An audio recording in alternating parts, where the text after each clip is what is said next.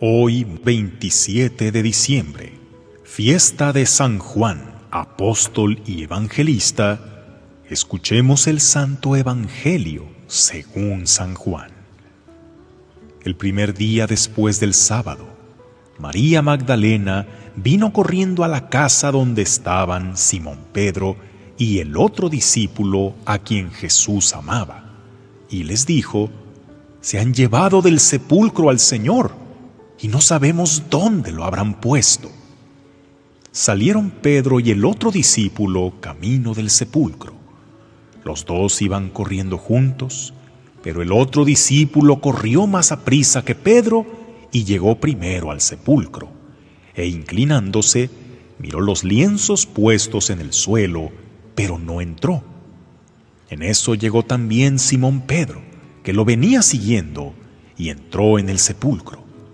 Contempló los lienzos puestos en el suelo y el sudario que había estado sobre la cabeza de Jesús, puesto no con los lienzos en el suelo, sino doblado en sitio aparte.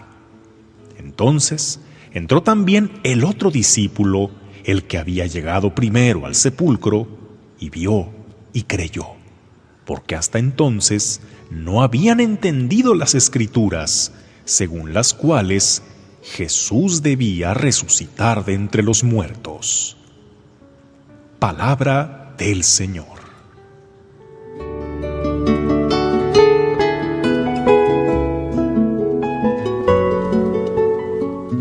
¿Cuál es el factor que determina que se es un buen maestro? ¿El dominio de la materia, el buen uso de la pedagogía, de la didáctica, su trayectoria, sus posgrados? Aunque todo eso es importante, muchos estarán de acuerdo conmigo en que lo que más denota que se es un buen maestro es, claro, sus alumnos. Ellos son su mejor carta de presentación. Ciertamente, un buen maestro puede tener un pésimo alumno, pero la prueba de fuego de ser un buen maestro radica en su capacidad de sacar lo mejor, incluso de los discípulos más complicados. Y la mejor prueba del buen maestro que es Jesús, sin duda es el santo que hoy recordamos, San Juan, representado siempre en las obras de arte como el más joven de los 12 apóstoles, llamado el apóstol virgen, el más noble, puro y espiritual de los discípulos de Cristo. Pero este retrato parece que no corresponde con el Juan que nos describen los evangelios, al menos antes de que el maestro hiciera su obra con él.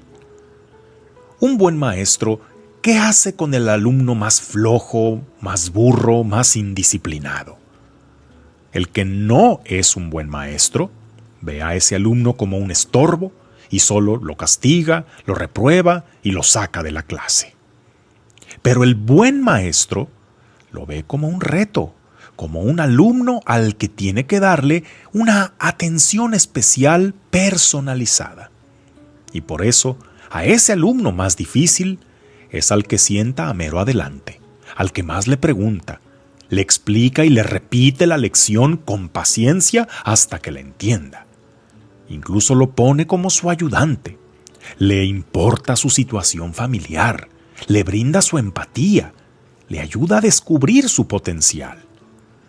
Como decía el gran maestro de la juventud, San Juan Bosco, para educar a los jóvenes hay que amarlos, pero es necesario también que sepan que son amados.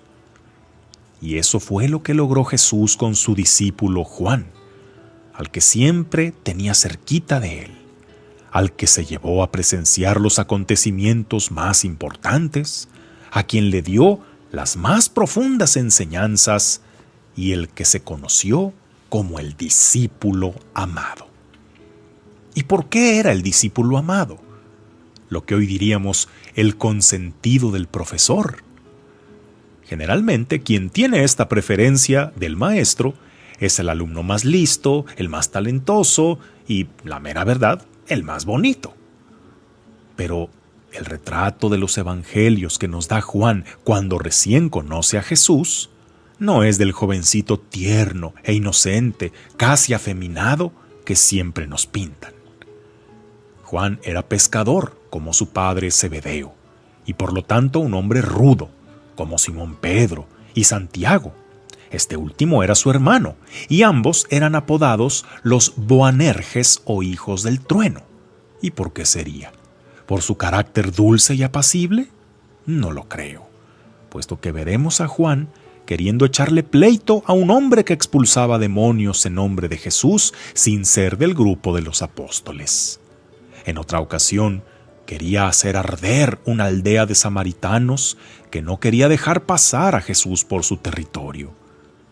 Todo indica que Juan era un hombre de armas tomar, y todas esas veces Jesús lo corrigió con amor, además de enderezar su ambición, pues a escondidas de los demás le andaba pidiendo que él y su hermano ocuparan los primeros lugares en su reino, y debatía con los otros discípulos quién de todos era el más importante. Ese Juanito era tremendo. Sin embargo, es al que más vemos pegadito a Jesús. ¿Por qué era el más bueno? Más bien, porque él necesitaba más atención del Maestro. Fue el discípulo amado no por ser el consentido, sino porque fue al que más paciencia le tuvo, al que le dedicó más tiempo, porque Jesús creyó en él cuando los demás lo veían como un caso perdido. Y esa dedicación de Jesús dio como resultado que Juan fuera, ahora sí, el discípulo más fiel, el que estuvo al pie de la cruz, el que en su evangelio nos transmitió el mensaje más profundo y espiritual sobre Jesús. ¿Tú has tenido algún maestro así? ¿O estás siéndolo para alguien? Si a ti te critican por andar tanto en las cosas de Dios, siendo que tienes un pasado y un carácter muy cuestionable, diles que estás ahí, no porque seas el mejor, sino porque eres ese discípulo amado que, como Juan, necesita una atención más personalizada, y por eso es Jesús quien te llamó a estar cerquita de Él. Que tengas un día lleno de bendiciones.